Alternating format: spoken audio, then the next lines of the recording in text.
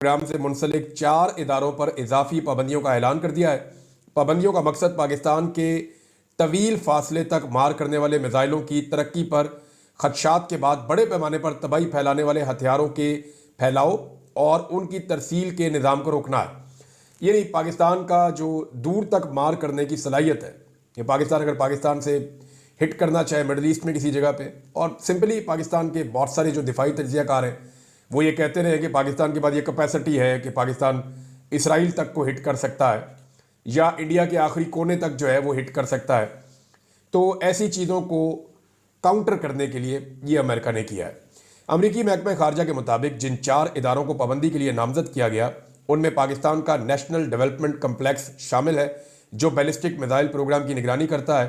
اس کے علاوہ affiliates international, Akhtar and sons private limited اور راک سائٹ انٹرپرائز نامی ادارے شامل ہیں جنہوں نے پاکستان کے میزائل پروگرام کے لیے مبینہ طور پر میزائل اور میزائل سے متعلق آلات فراہم کیے ہیں۔ ان اداروں پر امریکہ کی جانب سے الزام لگایا گیا کہ یہ بڑے پیمانے پر تباہی پھیلانے والے ہتھیاروں کے پھیلاؤ میں کردار ادا کر رہے ہیں۔